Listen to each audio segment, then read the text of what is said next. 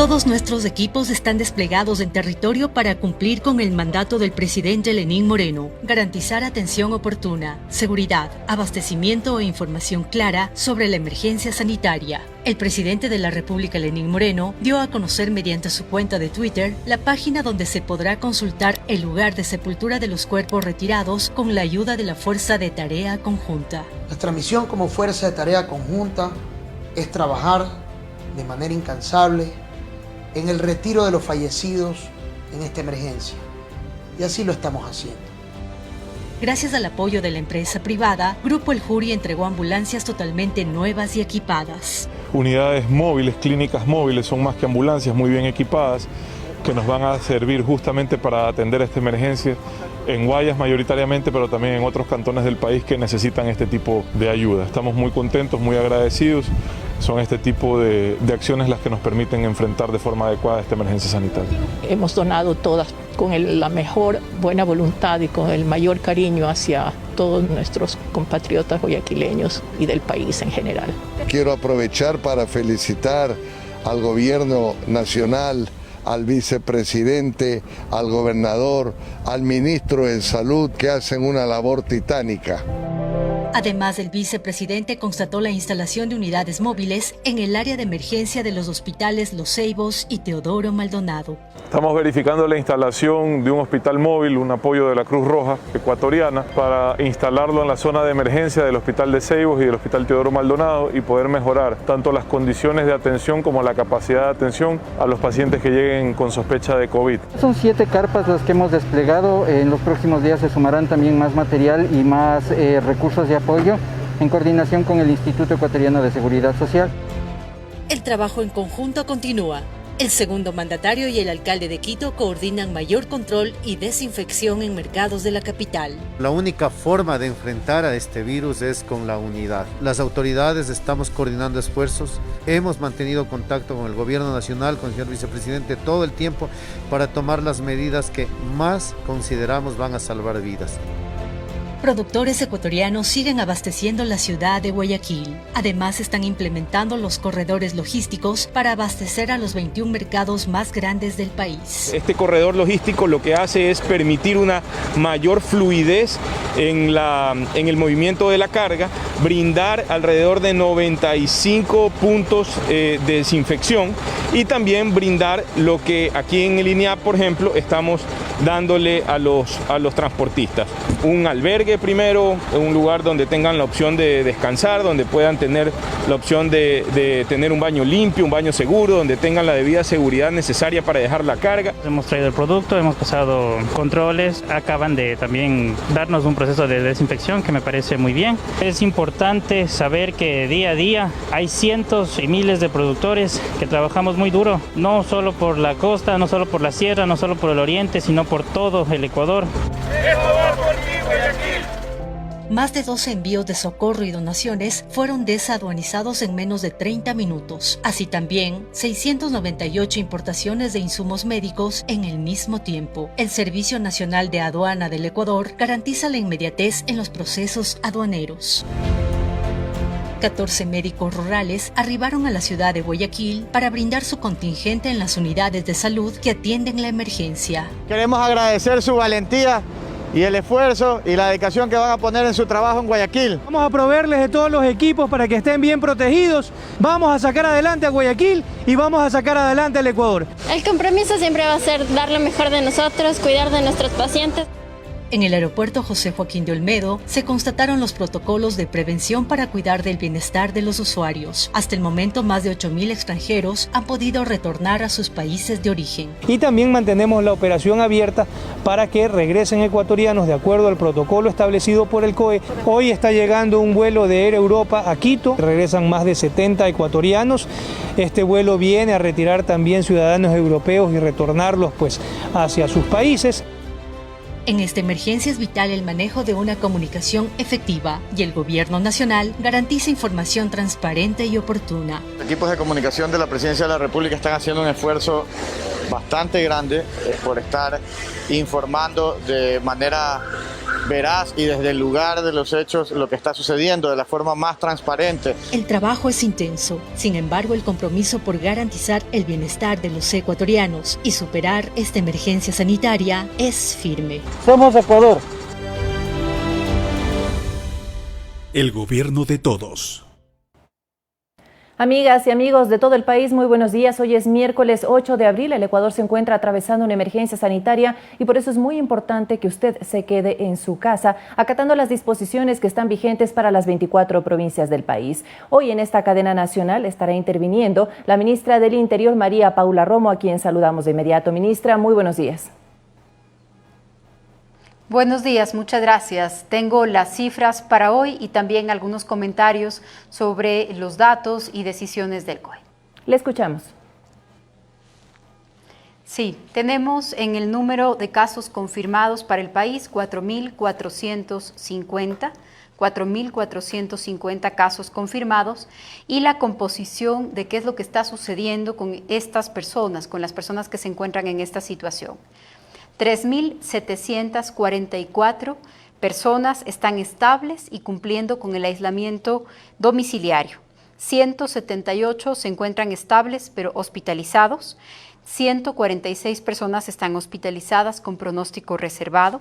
De este total de 4.450 personas confirmadas con COVID, han fallecido 242 y han recibido ya el alta hospitalaria 140. Repito el dato global: 4.450 personas contagiadas, 140 casos con alta hospitalaria, 242 defunciones de este grupo de personas. Además, se registran 240 personas que son probables fallecimientos por COVID-19 a nivel nacional. Quiero agregar un par de datos más de lo que van a encontrar todos los ciudadanos en el reporte de hoy. Como ustedes lo vieron el día de ayer, se modificó un poco la información que se estaba entregando. ¿En qué se ha modificado? Todos los ciudadanos van a poder mirar una curva con el número de personas contagiadas, pero se ha tomado una diferencia en el dato. Por ahora, hasta ayer para ser exactos, se estaba registrando la cantidad de contagios y el número de positivos se incrementaba en el día en que este resultado se reportaba al Ministerio de Salud, a Dirección de Vigilancia Epidemiológica. Hoy se ha corregido ese dato con algo que es mucho más útil: poner la cifra en el día en el que empezaron los síntomas. De lo contrario, podríamos tener una distorsión en el dato porque va a aparecer un día de muchísimos resultados positivos, el día de la entrega de la prueba, y no tenemos la información de cómo se está comportando la pandemia si es que lo miramos solamente ahí. Hago esta advertencia porque hemos triplicado la capacidad de hacer pruebas en el país. En los últimos días hemos triplicado nuestra capacidad para tomar las pruebas y para hacer las pruebas, y esto quiere decir que vamos a tener cada vez más resultados. De los resultados represados de los últimos días, que ustedes también lo pueden ver en el cuadro, en la parte superior bajo el título está la cantidad de muestras que se han tomado. Se han tomado 15.000 muestras en el país, 15.526 muestras. El momento en el que esos resultados se procesen con mayor velocidad, que es lo que esperamos para las próximas horas, vamos a tener en una sola ocasión o en un solo día miles de resultados. Sería un error reportar esos resultados en ese día y no hacerlo según el día del contagio. Por eso, además, con esa información exacta, se está elaborando una curva sobre la evolución de los contagios que ustedes la pueden mirar en los reportes que estamos recibiendo cada día. Se hará un reporte diario, como lo cambiamos desde hace algunos días, para alcanzar a consolidar las cifras, porque todavía tenemos un retraso en el reporte nacional de cifras que ya están verificadas a nivel provincia o a nivel zonales de salud. Esperamos en los próximos días también tener un reporte nacional que ya consolide todos los datos de provincias y zonas. Estamos trabajando muy fuerte en ese tema, que depende ya no solamente del personal del Ministerio de Salud, sino también de los otros organismos que alimentan esta base de datos y, por supuesto, de un trabajo administrativo que se está haciendo en cada hospital y en cada laboratorio. Ministra, recordemos que estas cadenas nacionales también sirven para despejar las preguntas e inquietudes que llegan al chat de la Secretaría General de Comunicación de la Presidencia, recordándole a la gente que los medios públicos sirven como intermediarios para facilitar el ejercicio periodístico. Vamos a proceder a leer algunas que tenemos en este momento. Edison Tanquino, de la Nueva TV, consulta. El alcalde de Quito, Jorge Yunda, ha planteado una extensión de la cuarentena hasta el 30 de abril. ¿Hay un pronunciamiento en torno a este pedido o ya se aplicará la semaforización por provincias? Y si es así, ¿cuáles son? Es una pregunta que también replica Jonathan Machado, de Diario El Primicias. Le agradezco mucho y le comento que le he pedido también a los colegas de la SECOM que me envíen directamente las preguntas. Hace unos pocos días alguien preguntaba por qué se filtran las preguntas o quién filtra las preguntas para hacerlas, y hoy he pedido que también me las trasladen a mí para poder abarcar todas las respuestas.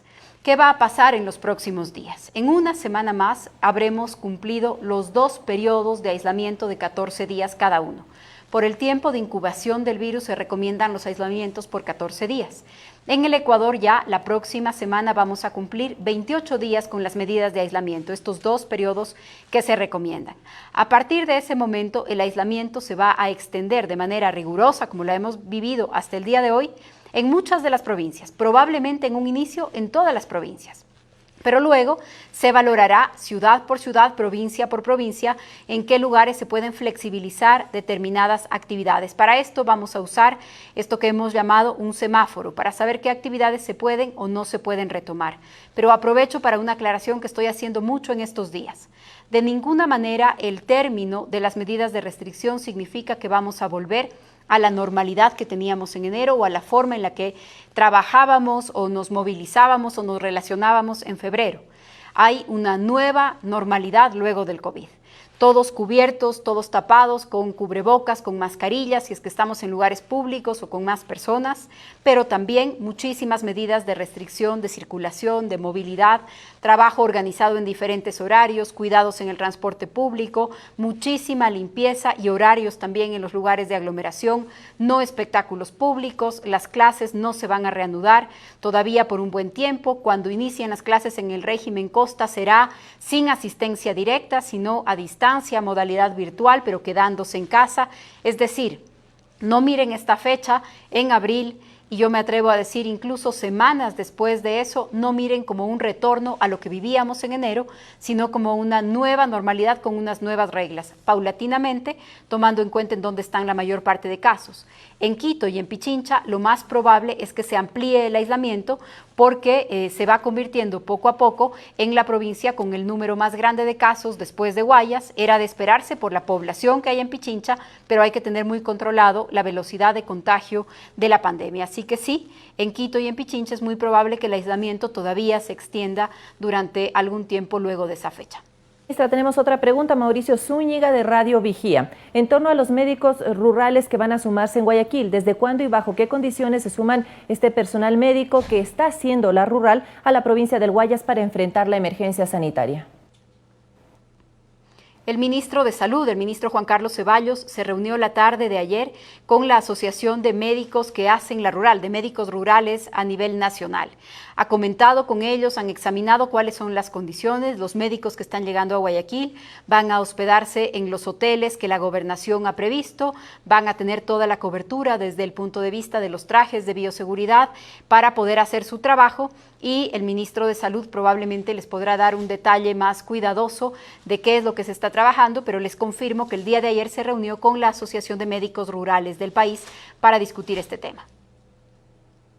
Vinculados a la emergencia sanitaria, señora ministra, Enrique Recalde, de Informa EC Medio Digital. Petroecuador ha informado sobre la suspensión de operaciones del SOTE por los eventos suscitados en San Rafael. ¿Puede informarnos si ha habido derrame de crudo, contaminación de ríos y otras afectaciones para las comunidades de la Amazonía?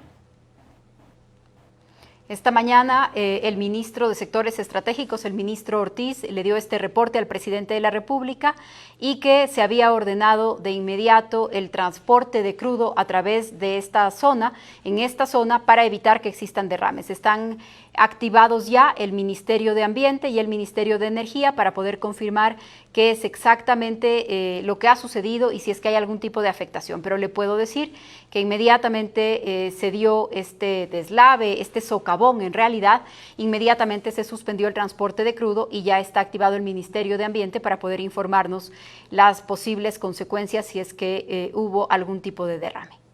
Tenemos la siguiente inquietud desde TC Televisión. María Augusta Cuellar cuestiona: ¿cuál es la sanción penal para aquellas personas que dieron positivo de COVID-19 y salieron a las calles y hasta de la ciudad? ¿Cuál es el procedimiento para ubicarlas? Esto por la presencia de una gran cantidad de ciudadanos en las calles del sur de Quito y en la parroquia de Calderón.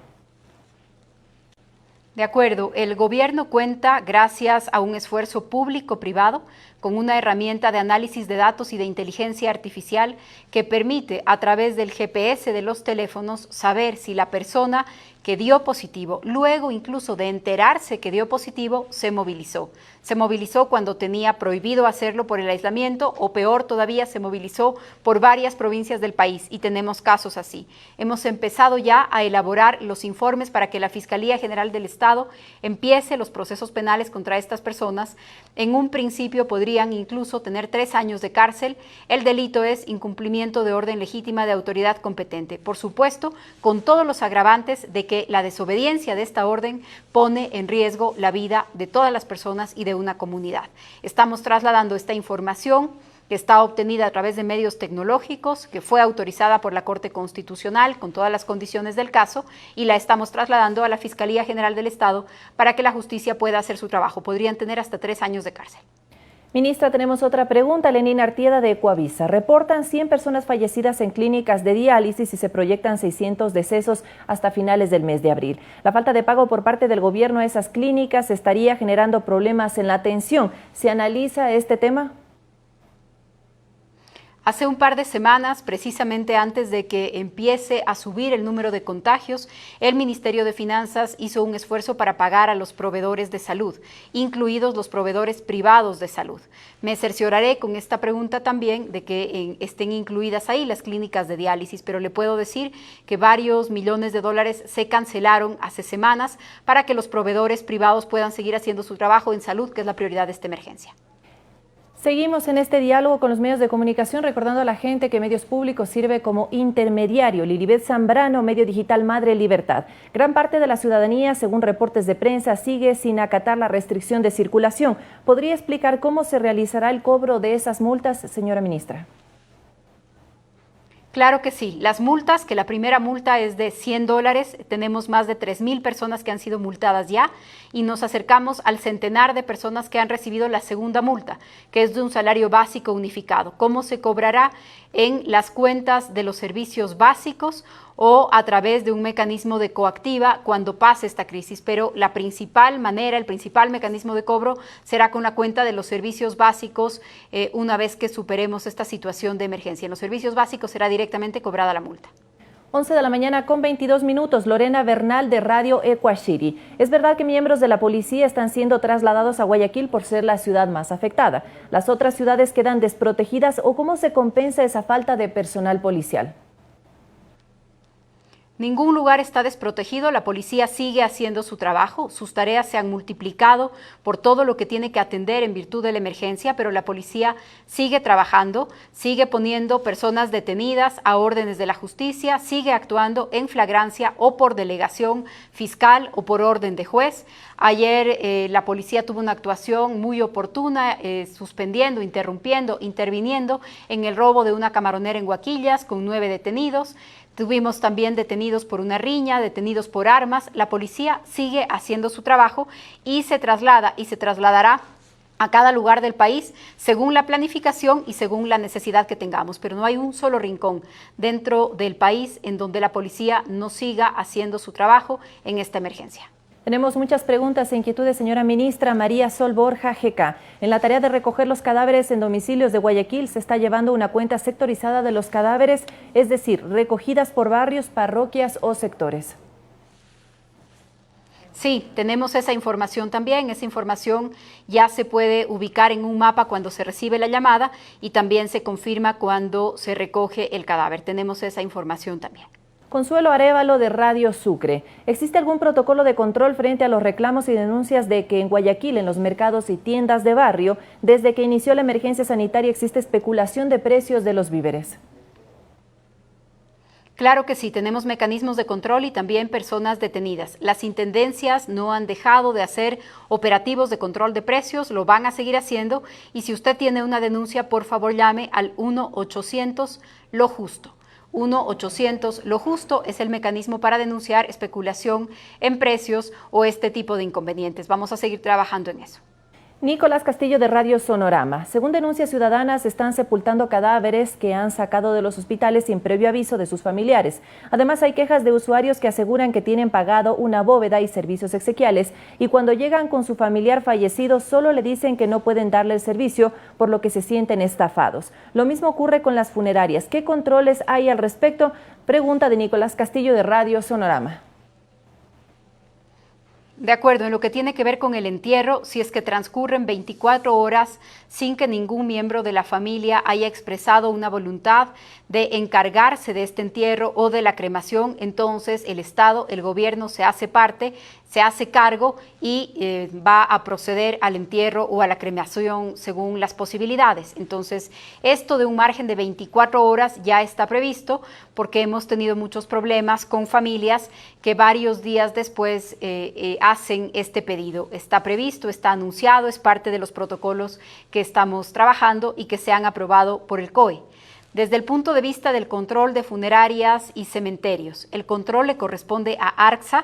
ARCSA es el ente regulador de estas empresas, de estas instancias. ARCSA ha advertido ya todos los mecanismos de supervisión que se están implementando, tienen salvoconductos para trabajar a toda hora. Los cementerios tienen un horario extendido más allá del horario de toque de queda. Y les puedo confirmar que el ministro Huátet hace un par de días se reunió con los representantes de funerarias y de cementerios para coordinar con ellos y hacer un llamado a que cada uno cumpla el papel que le corresponde en este momento en la crisis. Y por supuesto, quienes tengan contratados este tipo de servicios tienen el derecho a que el servicio se les provea y también recibiremos las quejas que tengan al respecto para poder hacer el control. David Redrobán de Diario Los Andes. Chimborazo ha solicitado 24 horas de toque de queda. ¿Será factible dar paso a este pedido? Ya estamos en 24 horas de toque de queda, ya estamos en un toque de queda permanente.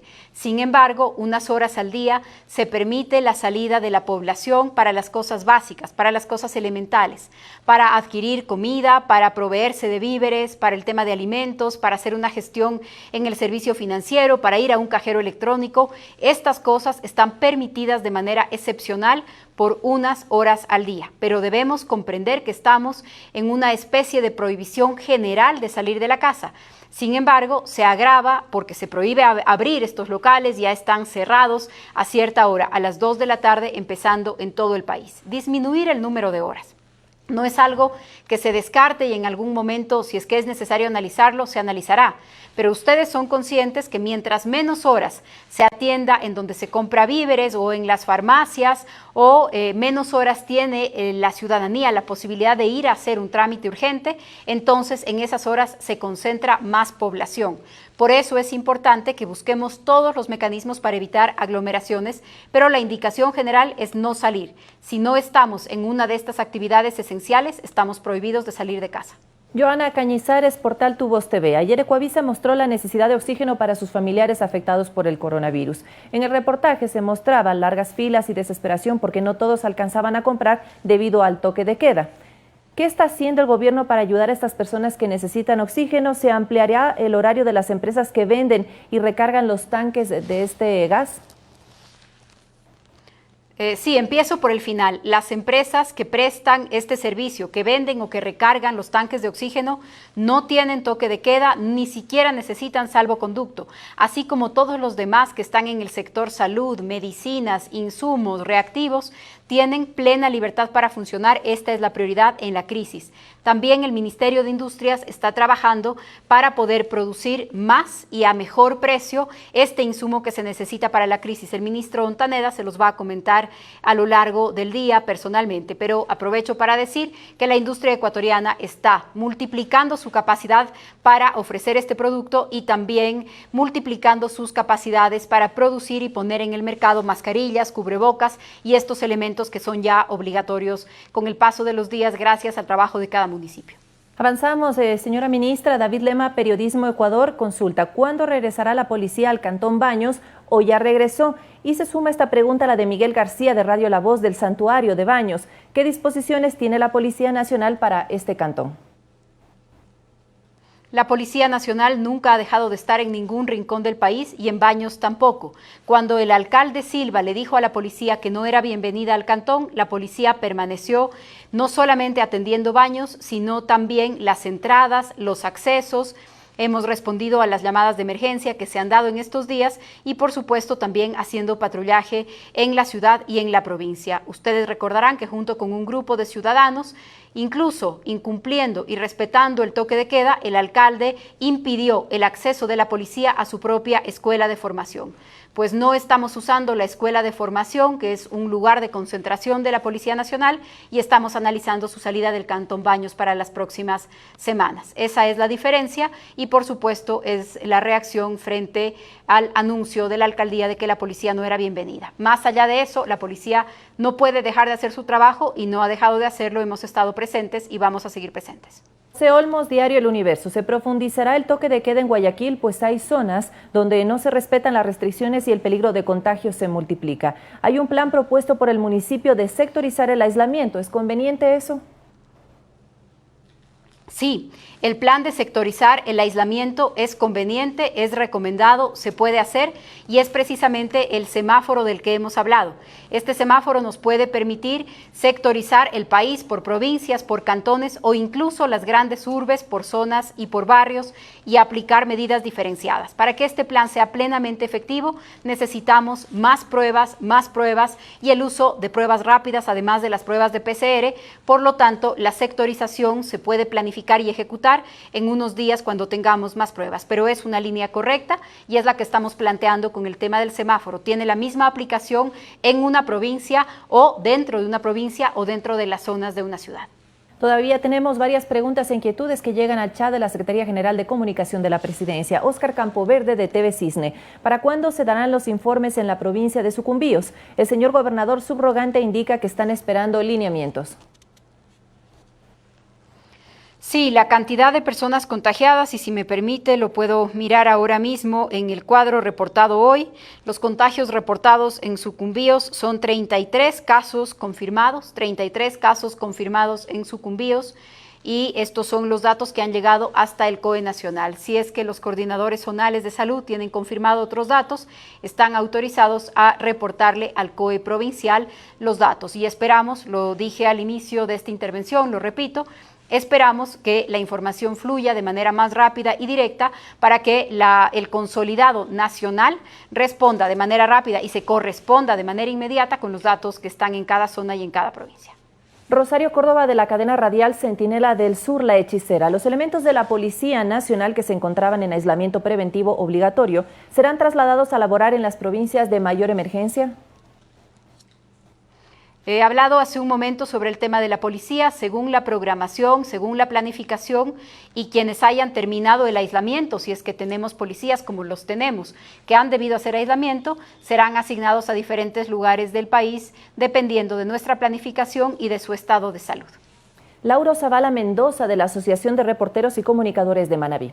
Manabí tiene muchos accesos con diferentes provincias del país, sea este por tierra, mar o ríos, se están cruzando. ¿Qué están haciendo nuestras Fuerzas Armadas para controlar los ingresos en estas personas sin autorización ni control sanitario?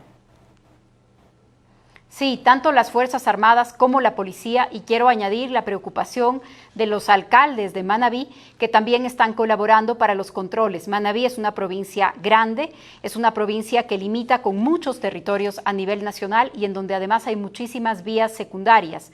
lo que dificulta en algunas ocasiones el control, a diferencia de otras provincias que tienen accesos muy limitados. Por eso estamos pendientes de ese tema, estamos trabajando en todos los accesos de Manabí y estamos procurando el mayor control que es posible.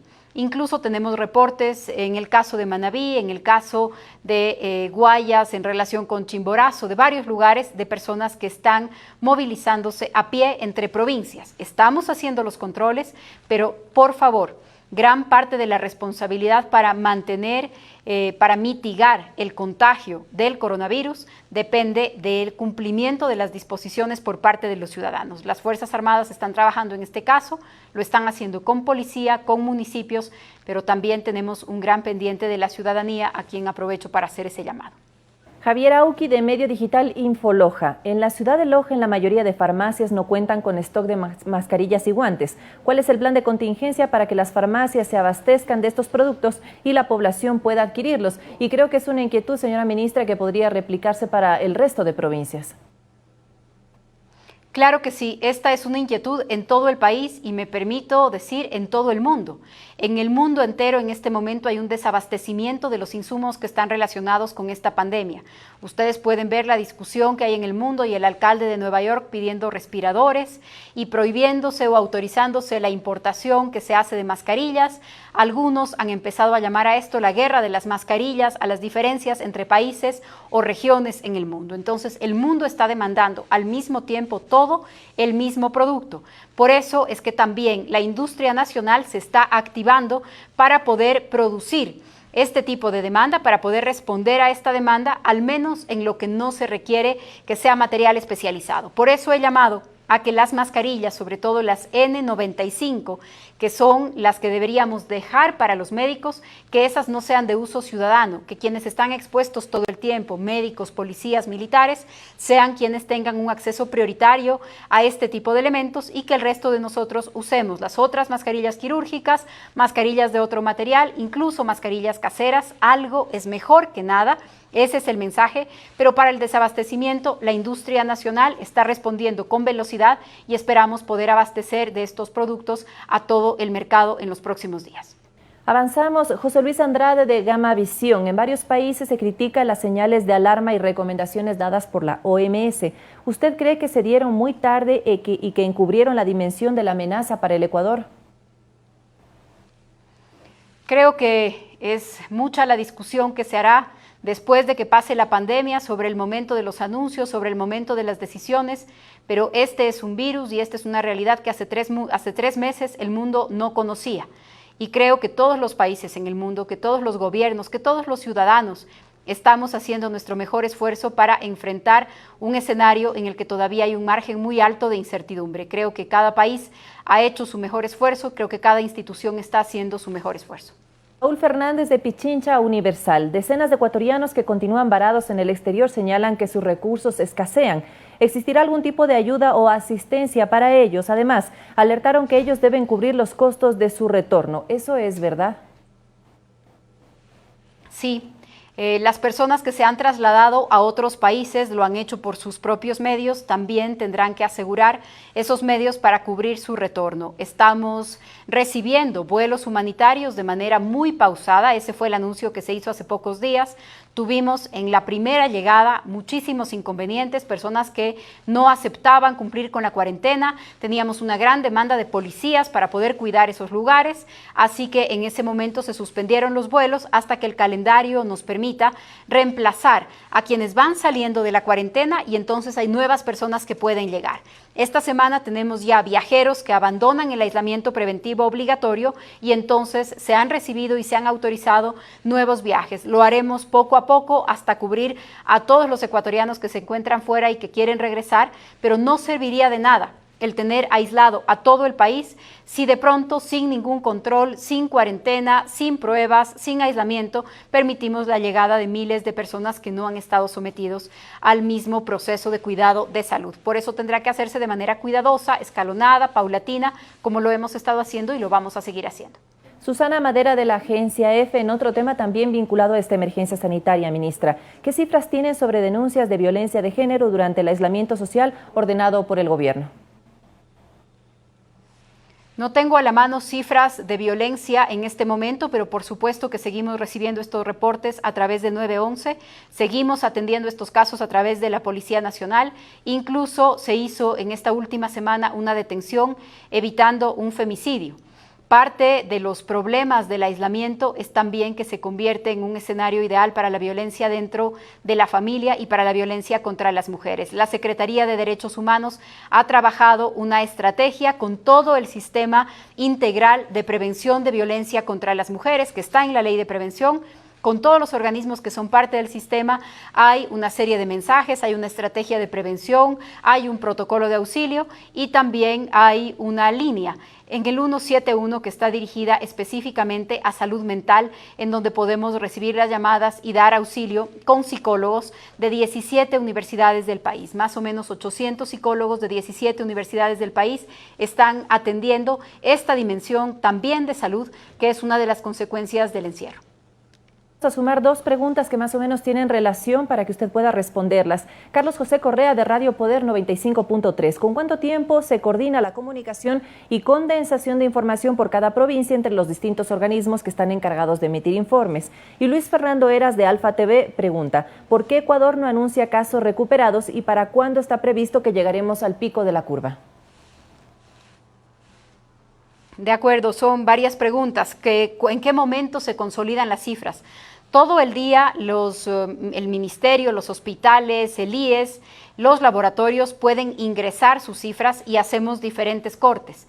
El problema que tenemos es cuando no hay personal suficiente para el ingreso de todos estos datos en cada rincón del país. No hay un momento establecido o una hora establecida de la transmisión. El problema no está en la transmisión, cuanto en cargar esas cifras en cada uno de los sistemas. Como ustedes saben, en cada uno de los hospitales, de los dispensarios de salud, hay muchísima sobrecarga de trabajo. También tenemos ausentismo de trabajadores administrativos. Estamos mejorando todos estos mecanismos y también trabajando para una plataforma que permita que muchas de estas cosas se puedan hacer de manera automática. Entonces, más que un problema de horas, es un problema de capacidad, de velocidad, de carga de la información para que luego se puedan hacer los cortes desde el informe nacional. La otra pregunta tenía que ver con por qué no se informan los recuperados, decía. Esta es una pregunta importante y estamos haciendo un gran esfuerzo para eso. Tenemos ya el dato de altas hospitalarias, pero en las próximas horas, máximo el día de mañana, vamos a poder darles el dato de las personas que ya han abandonado el aislamiento preventivo obligatorio, ya sea porque vinieron de viaje, porque hacían parte de un cerco epidemiológico, o mejor todavía, de los casos positivos que estaban tratándose en casa, que estaban cuidándose con supervisión domiciliaria y que se ha terminado ya el tiempo de contagio.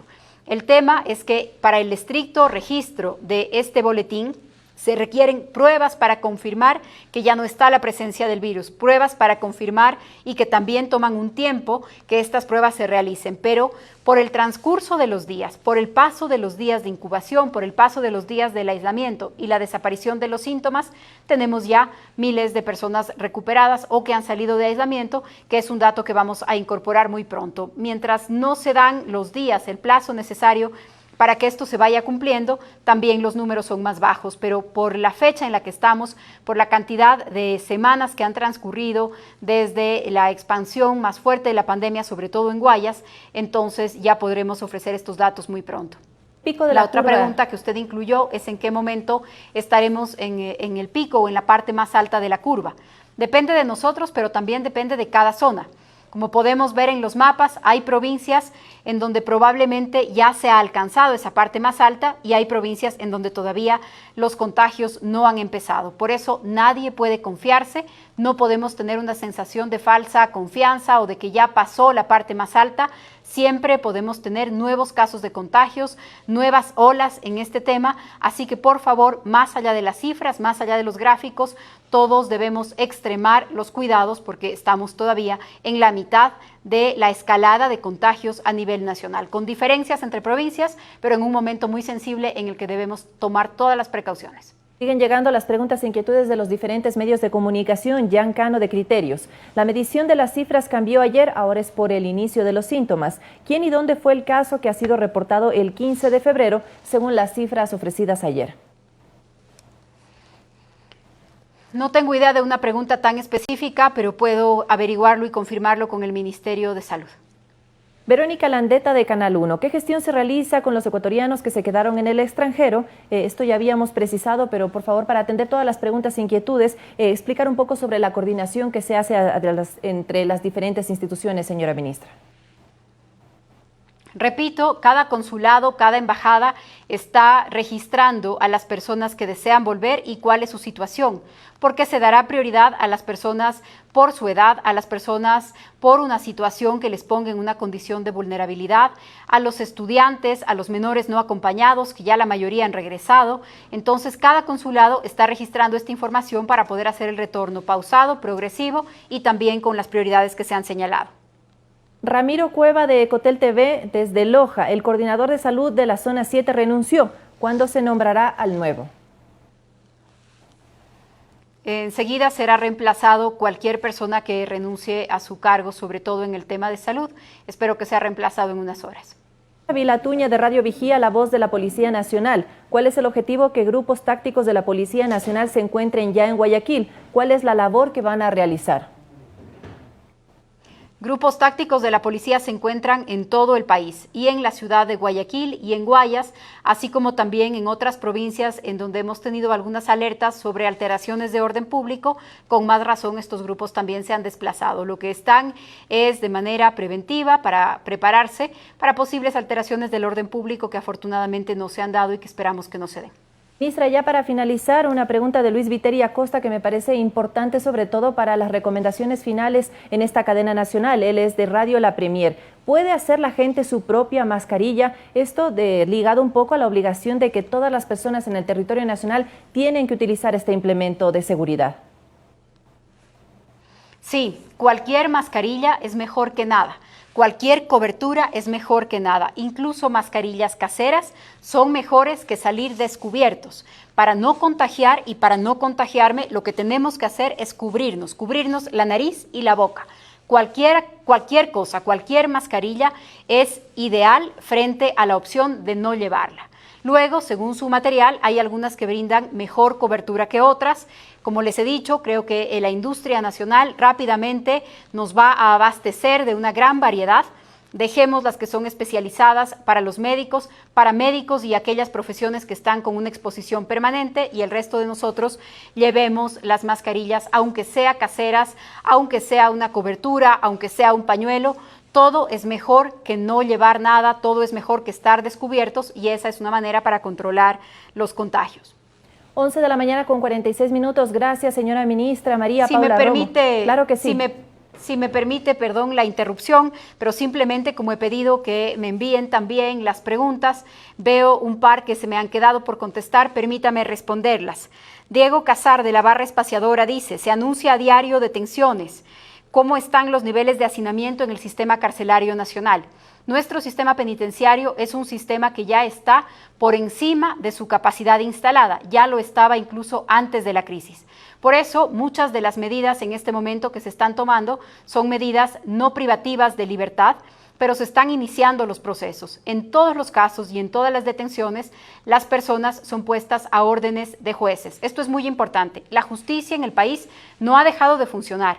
Desde que empezó la emergencia, tenemos funcionando juzgados penales, juzgados de violencia, juzgados de flagrancia, y todas las garantías del debido proceso están vigentes para cualquier ciudadano en el país. Ya sea que la policía realice una detención en flagrancia a través de un acto urgente o por orden de un juez, lo que inmediatamente sucede es que la persona detenida es puesta a órdenes de la justicia, que decide si es que le da una medida privativa de libertad o si es que le da una medida no privativa. Se están privilegiando las no privativas y por eso también se crearon las multas, para evitar que esto se convierta en un nuevo mecanismo o en un nuevo riesgo de contagio por la aglomeración.